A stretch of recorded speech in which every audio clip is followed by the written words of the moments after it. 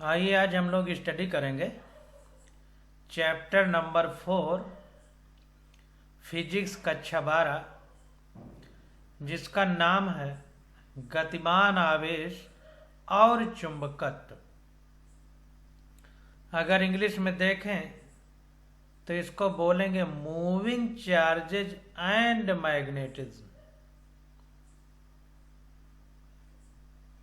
तो गतिमान आवेश और चुंबकत्व, इसके बारे में हम स्टडी करेंगे। और ये स्टडी करने से पहले छोटी छोटी बातें हम लोग समझ लेते हैं। हमने आपको आवेश के बारे में बताया था कि कोई एक परमाणु है यानी एटम है, तो एटम का मतलब होता है कि उसके नाभिक यानी न्यूक्लियस में प्रोटॉन और न्यूट्रॉन पाए जाते हैं और इलेक्ट्रॉन उस न्यूक्लियस के अराउंड चक्कर लगाते हैं यानी सर्कुलर मोशन करते हैं, जैसा पुरानी विचारधारा में कहा गया है। अब नई वाले में तो ये लिखा गया है कि बादल की तरह क्लाउड होता है इलेक्ट्रॉन का। तो हमारे कहने का मतलब ये है कि मान लीजिए किसी परमाणु यानी एटम में 10 इलेक्ट्रॉन हैं, तो 10 इलेक्ट्रॉन हैं। अब अगर उससे एक इलेक्ट्रॉन निकल जाए तो उसमें एक इलेक्ट्रॉन की कमी हो जाएगी। तो जब एक इलेक्ट्रॉन की कमी हो जाएगी तो हम इसको बोलेंगे धन आवेश यानी पॉजिटिव चार्ज। और अगर बाहर से एक इलेक्ट्रॉन आ जाए तो 10 उसमें थे, एक और आ गया तो 11 हो गए, तो एक इलेक्ट्रॉन की अधिकता हो जाएगी, तो अब उसको बोलेंगे निगेटिव चार्ज। अब बात ध्यान देना है कि शब्द लिखा हुआ है गतिमान आवेश। तो जैसे अर्थ गतिमान है सूरज के राउंड, सन के राउंड, तो इसमें ग्रेविटेशनल अट्रैक्शन, जिसको गुरुत्वीय बल कहते हैं, ग्रेविटेशनल फोर्स का हम लोग अनुभव करते हैं। उसी प्रकार से जब कोई चार्ज पार्टिकल मोशन में होता है, गतिमान होता है, तो उसके अराउंड एक मैग्नेटिक फील्ड यानी चुंबकीय क्षेत्र जनरेट हो जाता है और वो मैग्नेटिक इफेक्ट का अनुभव करता है यानी चुंबकत्व का अनुभव करता है। तो ध्यान दीजिए, हम मैग्नेटिक इफेक्ट की बात तभी करेंगे जब कोई चार्ज पार्टिकल मोशन में होगा यानी गतिमान होगा। इसीलिए चैप्टर का नाम रखा गया है गतिमान आवेश और चुंबकत्व, यानी आवेश चार्ज जब मोशन में होगा, जब गति में होगा, तभी उसमें मैग्नेटिक इफेक्ट शो होगा। अब आगे हम लोग चैप्टर को पढ़ते हैं और समझने का प्रयास करते हैं। तो देखिए, भूमिका यानी इंट्रोडक्शन में कह रहा है 2000 वर्ष से भी पहले विद्युत तथा चुंबकत्व यानी इलेक्ट्रिक एंड मैग्नेटिक दोनों ही के बारे में लोगों को ज्ञान था। तो इलेक्ट्रिसिटी और मैग्नेटिज्म यानी विद्युत और चुंबकत्व दोनों के बारे में 2000 साल से भी पहले लोगों को पता था। फिर भी लगभग 200 वर्ष पूर्व 1820 में स्पष्ट अनुभव किया गया कि इन दोनों में अटूट संबंध है। 1820 की ग्रीष्म ऋतु में यानी गर्मी में डच भौतिक विज्ञानी यानी डच एक देश है, वहां के रहने वाले हैंस क्रिश्चियन आर्स्टेड ने अपने एक भाषण के दौरान प्रयोग प्रदर्शित करते हुए देखा कि एक सीधे तार में विद्युत धारा प्रवाहित करने पर पास रखी हुई चुंबकीय सुई में सुस्पष्ट विक्षेप प्राप्त होता है। तो हैंस क्रिश्चियन आर्स्टेड नामक एक साइंटिस्ट थे जिन्होंने सबसे पहले ये अनुभव किया कि एक स्ट्रेट वायर में अगर करंट फ्लो की जाती है तो जो मैग्नेटिक निडल है उसमें डिफ्लेक्शन क्रिएट हो जाता है, एक प्रकार से विक्षेप, यानी अपने स्थान से वो सुई हट जाती है। ये उन्होंने देखा। उन्होंने एक परिघटना पर शोध आरंभ किया। उन्होंने इस परिघटना पर शोध आरंभ किया, यानी जो घटना हो गई, ये घटना उनके सामने आ गई, तो इस पर रिसर्च करना शुरू कर दिया। उन्होंने पाया कि चुंबकीय सुई तार के अभिलंबवत तल में तार की स्थिति के केंद्रतः वृत्त की स्पर्श रेखा के समांतर संरेखित होती है। बहुत बड़ी बात है, इसको कायदे से हम लोग समझेंगे। तो ध्यान दीजिए, कह रहा है कि उन्होंने पाया कि अपने रिसर्च के दौरान उन्होंने पाया कि जो मैग्नेटिक निडल है वो तार के अभिलंबवत तल में तार की स्थिति के केंद्रतः वृत्त की स्पर्श रेखा के समांतर संरेखित होती है। इसको स्पष्ट रूप से हम लोग समझेंगे। तो इसको इस तरह समझिए कि मान लीजिए हमारे पास ये कोई वृत्त है और इसके केंद्र पर यहाँ पर हमने खड़ा पेन कर दिया। ये कागज का तल है, ध्यान दीजिए, इसके लंबवत ऐसे पेन खड़ा कर दिया। इसको इस तरह समझिए जैसे साइकिल का पहिया है और उसमें ये धुरा जो है लंबवत है उस साइकिल के पहिए के। तो ये लंबवत दिशा जो धुरा है इसको तार मानिए, तो ये जो सर्किल है इस तार के लंबवत हो जाएगा। तो अगर हम इस लंबवत ये जो वृत्ताकार सर्किल खींचा, इस पर ऐसे कोई स्पर्श रेखा खींचे, तो इस स्पर्श रेखा की दिशा में के समांतर रेखा में, स्पर्श रेखा के समांतर, यानी जो टेंजेंट खींचा गया इसके पैरेलल संरेखित होती है हमारी चुंबकीय सुई यानी मैग्नेटिक निडल। तो इस टेंजेंट के पैरेलल रहती है मैग्नेटिक निडल। कहने का मतलब ये है, तो इस बात को समझिए कि कोई तार है तो उस तार के को धुरा मान करके साइकिल का, और साइकिल का जो पहिया है उसके रिम को वृत्ताकार पथ मान लिया जाए, तो वो पथ लंबवत हो जाएगा उस धुरा के जो रिम है हमारा। तो ये जो लंबवत धुरा है, धुरा के लंबवत रिम है, इस रिम में अगर टेंजेंट यानी स्पर्श रेखा खींच दी जाए तो उस स्पर्श रेखा के समांतर यानी पैरेलल होती है हमारी मैग्नेटिक निडल। ये बात निकल करके सामने आई। देखिए, कह रहा है कि इस स्थिति को चित्र 4.1a में दर्शाया गया है। तो इस फिगर को देख लेते हैं। तो यहाँ पर देखिए, कह रहा है एक सीधे लंबे धारावाही तार के कारण उत्पन्न चुंबकीय क्षेत्र।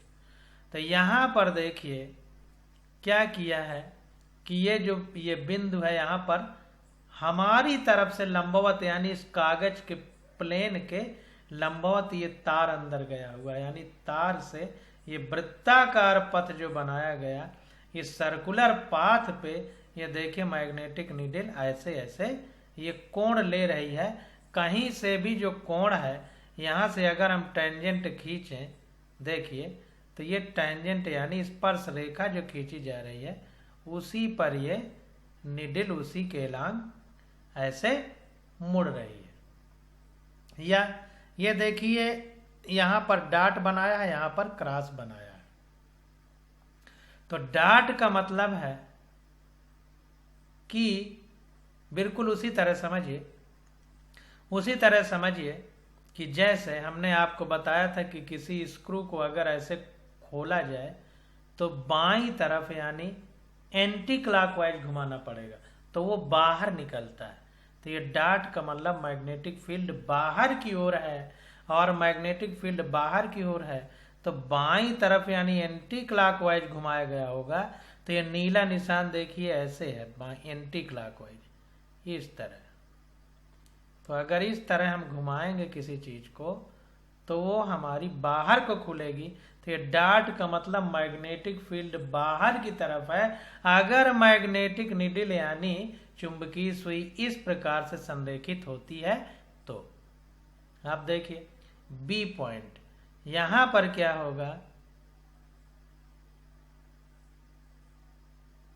यहां पर देखिए क्रॉस लगा है, इसका मतलब कि इधर से कसा जा रहा है पेचकस से कोई स्क्रू।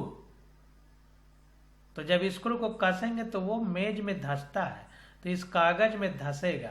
तो धंसेगा कब, जब दाहिनी तरफ को घुमाएंगे क्लॉकवाइज घड़ी की सुई की दिशा में। तो आप देखिए इस तरह मैग्नेटिक फील्ड है, ये स्पर्श रेखा इस तरह खींचेगी। तो जब इस तरह खींचेगी तो देखिए दाहिनी तरफ घूम रहा है, ऐसे लग रहा है। तो इसके अंदर स्क्रू धंसेगा, तो यहाँ पर जो मैग्नेटिक फील्ड है, तो ये क्रॉस का मतलब अंदर की ओर कागज के तल के परपेंडिकुलर यानी अभिलंबवत अंदर की ओर है। बहुत बारीकी से बातों को समझते जाइए, तभी मजा आएगा, क्वेश्चन गलत नहीं होगा। अब देखिए यहाँ जो फिगर बनाया गया इसमें दिखाया गया है कि एक काले रंग का तार है, ये कागज के प्लेन के लंबवत है और ये लोहे के टुकड़े हैं या मैग्नेटिक पदार्थ के टुकड़े हैं।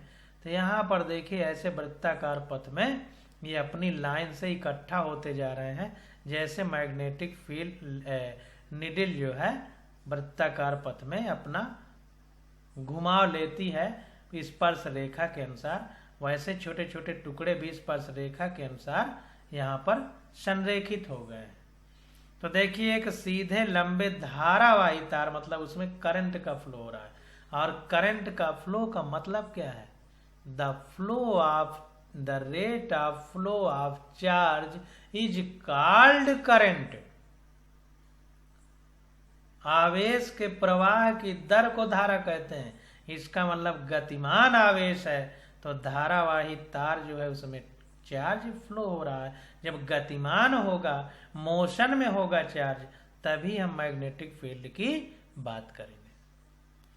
अब देखें तो कह रहा है कि सीधे लंबे धारावाही तार के कारण उत्पन्न चुंबकीय क्षेत्र तार कागज के तल पर अभिलंबवत है। ये कागज का जो तल है, इससे यहाँ पर पेन खड़ा कर दें अपनी तरफ को, तो उस तरह से तार यहाँ पर है।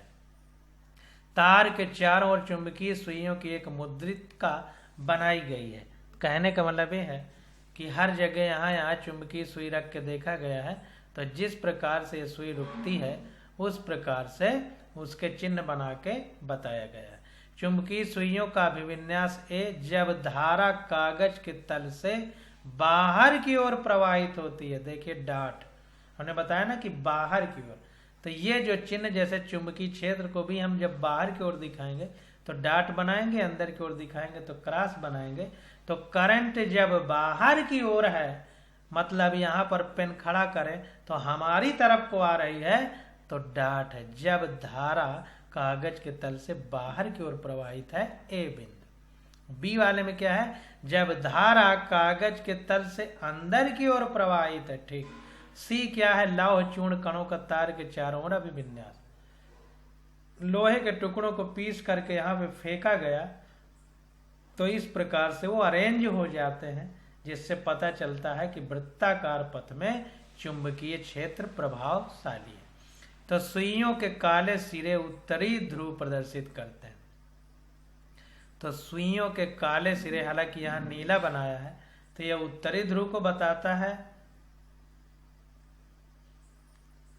तो काला नहीं, यहाँ नीला है, देखिए काला लिखा है, तो नीले सिरे उत्तरी ध्रुव को बताते हैं। यहाँ भू चुंबकत्व के प्रभाव की उपेक्षा की गई है। तो यहाँ पर जो फिगर बनाया गया है, हमने पृथ्वी के, भू मतलब पृथ्वी, अर्थ, तो अर्थ के मैग्नेटिक इफेक्ट को न मान करके ये फिगर बनाया है कि यहाँ पर उपेक्षा कर दी गई है, यानी नेग्लेक्ट कर दिए हैं हम अर्थ के इलेक्ट्रिक मैग्नेटिक फील्ड को या मैग्नेटिक इफेक्ट को। तो इस बात को ध्यान देना।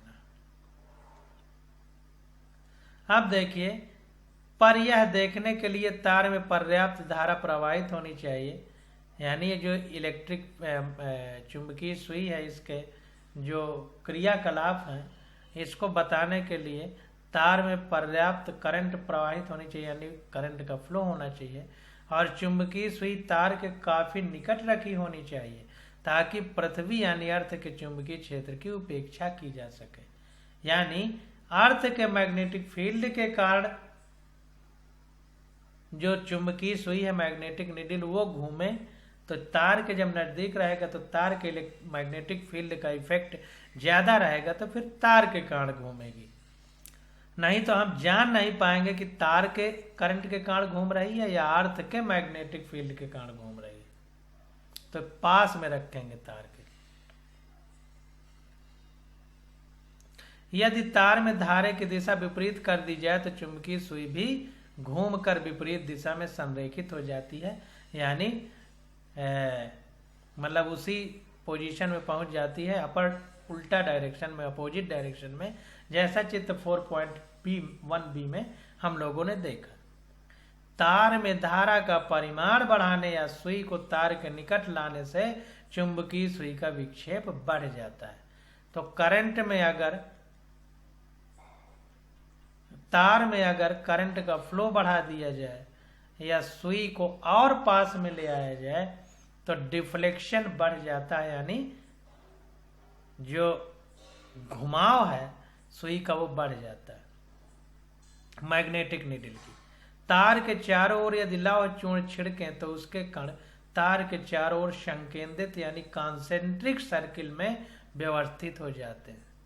तो ध्यान दीजिए कि अगर क्योंकि आयरन जो है, लोहा हमारा, एक चुंबकत्व से प्रभावित होता है, मैग्नेट की ओर खींचता है, इसलिए यहाँ पर लोहा लिया गया यानी आयरन लिया गया। तो उसके पार्टिकल को जब हम डाल देते हैं तो कॉन्सेंट्रिक सर्किल बना लेते हैं।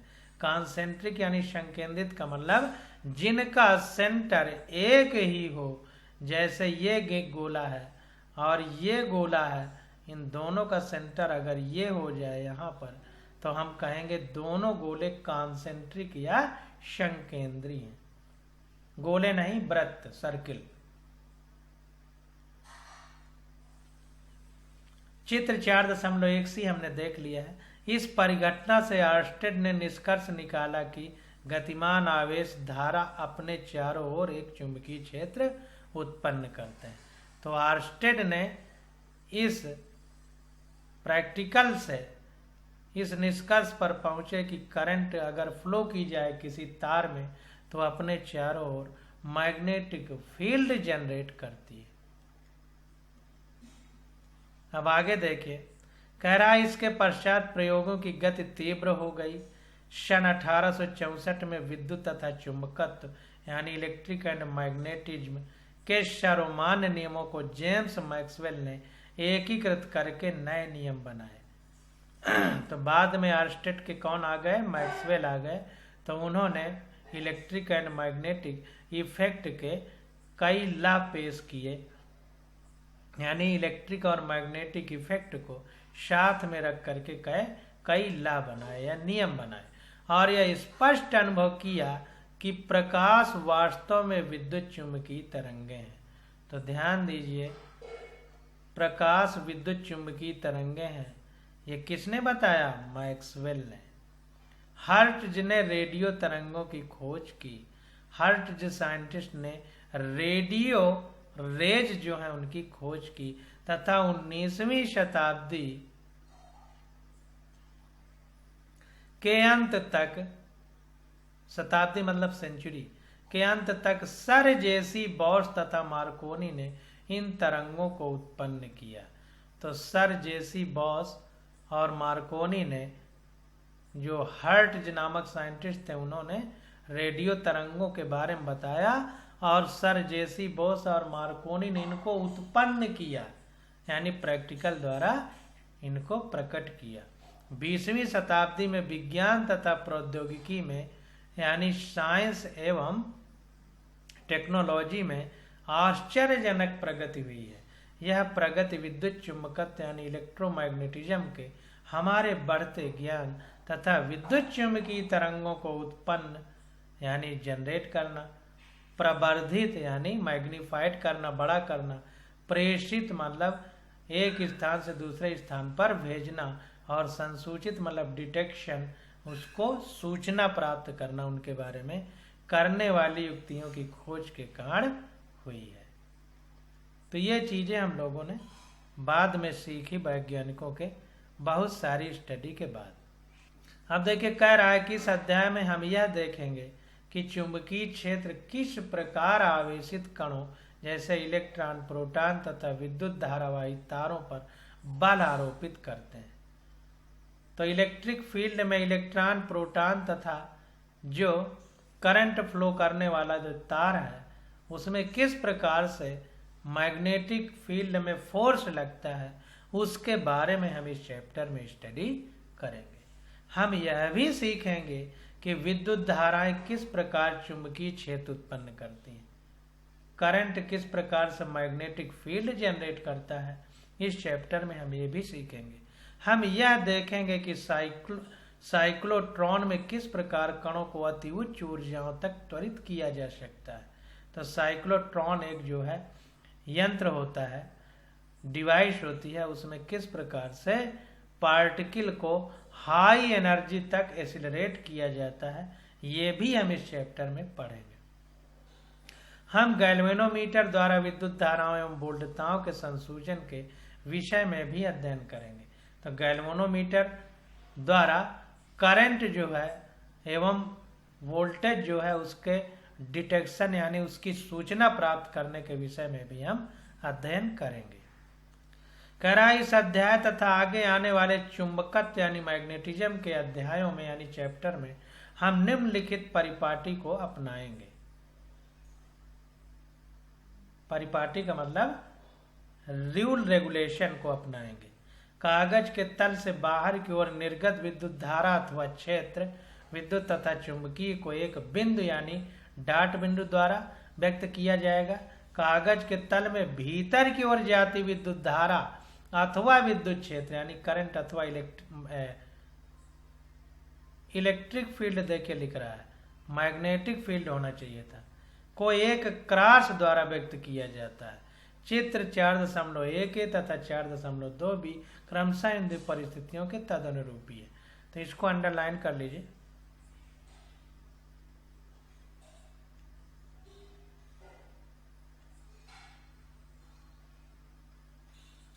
चित्र 4.1 है तथा 1.2 इसमें हम लोग ये फिगर देख सकते हैं।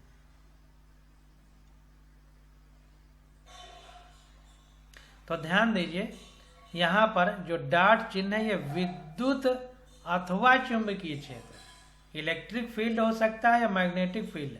अगर डॉट लिखे, तीन चीजें आ गई देखिए, करंट है, अगर अंदर की ओर है तार में कागज के तल के अंदर की ओर करंट है तो भी डॉट लिखेंगे। अगर मैग्नेटिक इलेक्ट्रिक फील्ड विद्युत अथवा चुंबकीय है यानी इलेक्ट्रिक फील्ड है तो भी डॉट को अंदर की ओर दिखाएंगे। अगर मैग्नेटिक फील्ड है तो भी डॉट से दिखाएंगे अंदर की ओर कागज के। और अगर क्रॉस है तो इसका मतलब कि विद्युत धारा यानी इलेक्ट्रिक करंट अथवा विद्युत क्षेत्र यानी इलेक्ट्रिक फील्ड या फिर चुंबकीय फील्ड, चुंबकीय मैग्नेटिक फील्ड को क्रॉस से दिखाएंगे अगर कागज के तल के बाहर की ओर है हमारी तरफ। तो इस बात को बहुत गंभीरता से समझ लीजिए। आप देखिए आगे आ जाते हैं हमारे हैच क्रिश्चियन आर्स्टेड। ये 1777 में पैदा हुए और 1851 में इनकी मृत्यु हुई है। तो ये वैज्ञानिक है, इनके बारे में थोड़ा सा पढ़ना है। तो मानव जीवन को अच्छा बनाने के लिए इन्होंने अपने जीवन में जो कुर्बानी दी और जो हम लोगों को रिसर्च करके जो भी बताया उसके लिए इनको सबसे पहले हम लोग श्रद्धांजलि देंगे। तो कह रहे हैं डेनमार्क के भौतिक विज्ञानी एवं रसायनज्ञ कापेनहेगन में प्रोफेसर थे। इन्होंने यह देखा कि किसी चुंबकीय सुई यानी मैग्नेटिक निडल को जब एक ऐसे तार के पास लाया जाता है जिसमें विद्युत धारा प्रवाहित हो रही हो तो उसमें विक्षेप होता है यानी डिफ्लेक्शन होता है। इस खोज ने विद्युत एवं चुंबकीय प्रक्रमों के बीच संबंध का पहला आनुभविक प्रमाण प्रस्तुत किया। तो इन्होंने जो खोज की कि किसी तार में करंट का फ्लो हो रहा तो उसमें मैग्नेटिक फील्ड जनरेट होती है, इनकी यह बात मैग्नेटिक फील्ड और करंट के बीच जो संबंध है उनके बारे में पहला आनुभाविक प्रमाण प्रस्तुत किया था। तो बहुत अच्छी बात है और बहुत महान कार्य इन्होंने किया। अब अगली हेडिंग हमारी आ जाती है चुंबकीय बल। अंग्रेजी में इसको बोलेंगे मैग्नेटिक फोर्स। तो सोर्स इसका क्या है और इसका क्षेत्र क्या है, यानी सोर्स एंड फील्ड, इसके बारे में हम अभी देखते हैं। तो स्रोत और क्षेत्र क्या है, मतलब कहाँ से उत्पन्न होता है और कहाँ तक इसका प्रभाव रहता है। तो किसी चुंबकीय क्षेत्र B, देखिए कैपिटल B से हम मैग्नेटिक फील्ड को बताएंगे। तो हमने बताया था आपको कि मैग्नेटिक फील्ड का मतलब है कि जहां तक हम मैग्नेटिज्म यानी चुंबकत्व का अनुभव करेंगे वहां तक मैग्नेटिक फील्ड कहा जाएगा।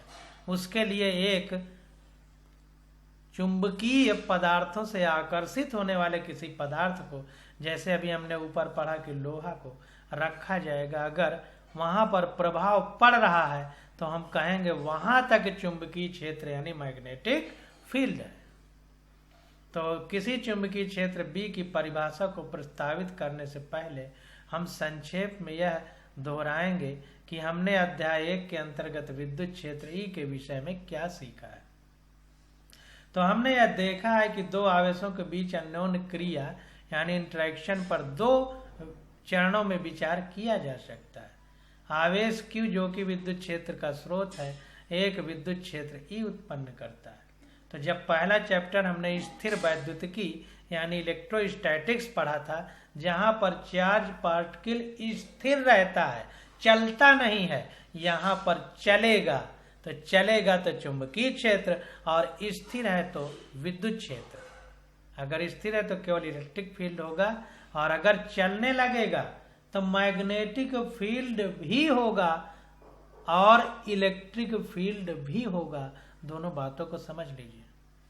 तो दो चरणों में होता है। तो इलेक्ट्रिक फील्ड का फार्मूला होता था E=1/4πε0 Q/r²। ये हमने पीछे पढ़ दिया। देखिए यहाँ पर नीचे स्टार बना के लिखा है कि कोई डाट या बिंदु आप की ओर संकेत करते तीर की नोक जैसा प्रतीत होता है तथा क्रॉस किसी तीर की पंख युक्त पूंछ जैसा प्रतीत होता है। ऐसा इसलिए लिखा है कि आप भूले ना।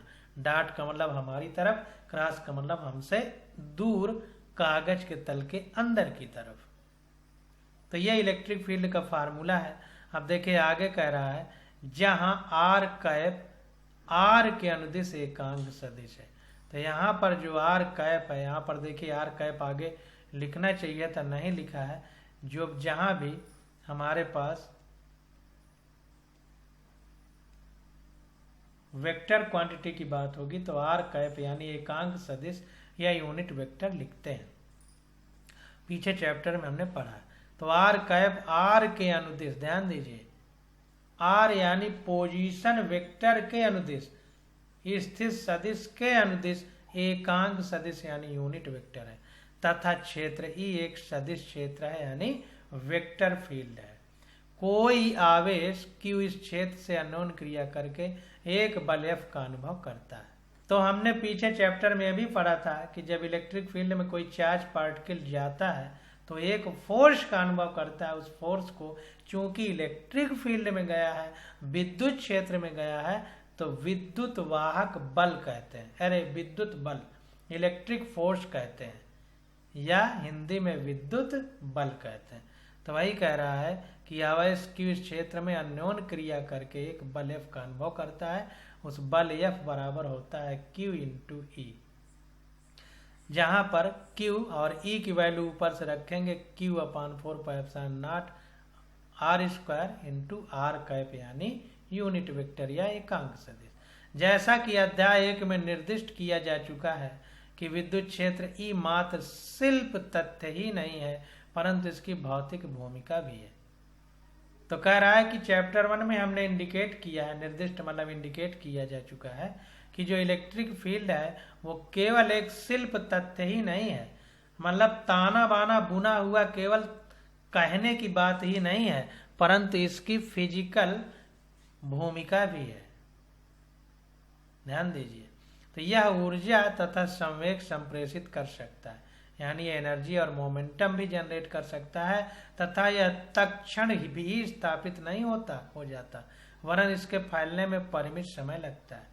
तो ये इंस्टेंट ही नहीं फैल जाता है, फोर्स के अनुभव करता है कोई चार्ज पार्टिकल, बल्कि इसमें जो है समय लगता है। यह ऊर्जा तथा संवेग संप्रेषित कर सकता है, जो इलेक्ट्रिक फील्ड है, और यह इंस्टेंट यानी तुरंत तत्क्षण ही नहीं स्थापित होता, वरन इसके फैलने में परिमित समय लगता है, मतलब सीमित टाइम लगता है।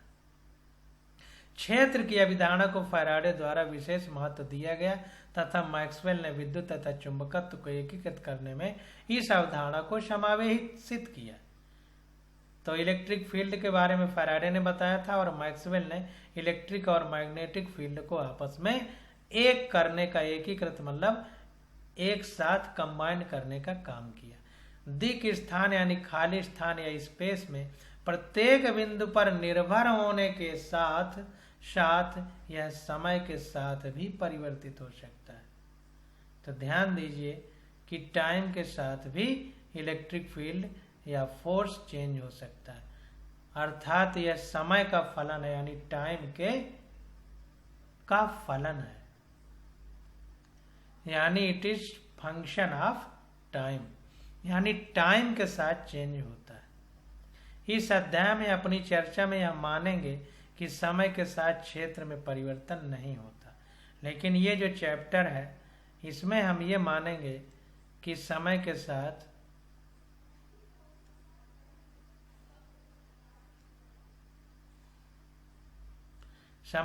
साथ इलेक्ट्रिक फील्ड चेंज होता है, परंतु हम ये मानेंगे इस चैप्टर में कि टाइम के साथ फील्ड में कोई चेंज नहीं होता, चाहे मैग्नेटिक फील्ड हो चाहे इलेक्ट्रिक फील्ड हो, तो उसमें चेंज नहीं होता टाइम के साथ। हालांकि चेंज होता है, परंतु हम इस पुस्तक में पढ़ेंगे तो यही मान के क्वेश्चन को सॉल्व करेंगे कि फील्ड में कोई चेंज नहीं होता है। अब आगे आ जाता है, देखिए कह रहा है किसी विशेष बिंदु पर विद्युत क्षेत्र एक अथवा अधिक आवेशों के कारण हो सकता है। तो कहीं पर इलेक्ट्रिक फील्ड की अगर बात करें विद्युत क्षेत्र की, तो एक या एक से अधिक चार्ज पार्टिकल के कारण हो सकता है। यदि एक से अधिक आवेश है तो उनके कारण उत्पन्न क्षेत्र सदिश रूप से संयोजित हो जाते हैं। अगर एक से ज्यादा चार्ज पार्टिकल है तो इलेक्ट्रिक फील्ड आपस में जोड़े जा सकते हैं या जुड़ जाते हैं। आप पहले अध्याय में सीख ही चुके हैं कि इसे अध्यारोपण का सिद्धांत कहते हैं। इसे कॉन्सेप्ट ऑफ सुपरपोजिशन जो था पहले चैप्टर में हम लोग पढ़ चुके हैं, इलेक्ट्रोस्टैटिक्स यानी स्थिर वैद्युतिकी में। एक बार यदि क्षेत्र ज्ञात है तो परीक्षण आवेश पर बल को समीकरण 4.2 द्वारा ज्ञात किया जा सकता है। तो अगर इलेक्ट्रिक फील्ड हमको पता है तो 4.2 जो फार्मूला है या इक्वल टू QE, इससे हम फोर्स को निकाल सकते हैं। जिस प्रकार स्थिर वैद्युत क्षेत्र उत्पन्न होते हैं, विद्युत धाराएं अथवा गतिमान आवेश विद्युत क्षेत्र के साथ साथ चुंबकीय क्षेत्र उत्पन्न करते हैं। तो बहुत इंपॉर्टेंट है, इस बात को ध्यान दीजिए कि अगर चार्ज पार्टिकल गति नहीं कर रहा, मोशन नहीं कर रहा, तो केवल इलेक्ट्रिक फील्ड यानी विद्युत क्षेत्र उत्पन्न करते हैं। और अगर वो गतिमान हो जाए मोशन में, तो इलेक्ट्रिक फील्ड तो होगा ही, साथ साथ मैग्नेटिक फील्ड भी उत्पन्न करेंगे यानी जनरेट करेंगे। तो अगर चार्ज पार्टिकल स्थिर है यानी रुका हुआ है तो केवल इलेक्ट्रिक फील्ड, और अगर मोशन में है तो इलेक्ट्रिक प्लस मैग्नेटिक दोनों। गलत मत कराइएगा कि मैग्नेटिक मार के चले आए नीट में, इलेक्ट्रिक प्लस मैग्नेटिक दोनों फील्ड जनरेट करेगा अगर गतिमान है। तो कुल मिलाकर स्थिर है तो इलेक्ट्रिक फील्ड रहेगी ही रहेगी, और अगर गतिमान हो जाएगा तो मैग्नेटिक फील्ड और जनरेट हो जाएगी, ये मतलब, जिसे B ब्रैकेट में R द्वारा निर्दिष्ट किया जाता है। यानी B से R मतलब पोजीशन वेक्टर, यानी इसकी दूरी को निर्दिष्ट करता है। तो B ब्रैकेट में R द्वारा निर्दिष्ट किया जाता है मैग्नेटिक फील्ड को, तथा यह एक सदिश क्षेत्र है। वेक्टर क्वांटिटी है मैग्नेटिक फील्ड। इसे विद्युत क्षेत्र के समरूप बहुत से मूल गुण हैं। तो इसमें भी इलेक्ट्रिक फील्ड के जैसे बहुत सारे फंडामेंटल कैरेक्टर हैं। इसे दिक् स्थान यानी खाली स्थान के हर बिंदु पर परिभाषित किया जाता है और साथ ही समय पर निर्भर कर सकता है। तो ये भी टाइम पर निर्भर करता है, यानी टाइम पर डिपेंडेंट। प्रयोगों द्वारा यह पाया गया है कि यह अध्यारोपण के सिद्धांत का पालन करता है। अध्यारोपण का सिद्धांत इस प्रकार है। तो जैसे कॉन्सेप्ट ऑफ सुपरइम्पोजिशन अध्यारोपण का सिद्धांत फॉलो करता था इलेक्ट्रिक फील्ड, वैसे ही ये भी फॉलो करता है। और अध्यारोपण का सिद्धांत क्या है? कह रहा है बहुत से स्रोतों का चुंबकीय क्षेत्र प्रत्येक व्यक्तिगत स्रोतों के चुंबकीय क्षेत्र का सदिश योग होता है। यानी बहुत सारे अगर मैग्नेटिक फील्ड हैं तो उनको वेक्टर जैसे जोड़ दिया जाए तो टोटल मैग्नेटिक फील्ड हम लोग निकाल सकते हैं। थोड़ा सा इंग्लिश वाली बुक देख लेते हैं। तो यहाँ पर देखिए सुपरपोजिशन, प्रिंसिपल ऑफ सुपरपोजिशन यानी अध्यारोपण का सिद्धांत। तो बहुत सारे सोर्सों के मैग्नेटिक फील्ड को अगर हम वेक्टर की तरह जोड़ दें तो कुल मैग्नेटिक फील्ड को हम लोग निकाल सकते हैं। यही प्रिंसिपल ऑफ सुपरपोजिशन है। अब आगे आ जाता है चुंबकीय क्षेत्र एवं लॉरेंज बल। तो इसकी स्टडी हम लोग अगले लेक्चर में करेंगे। आज बस यहीं तक।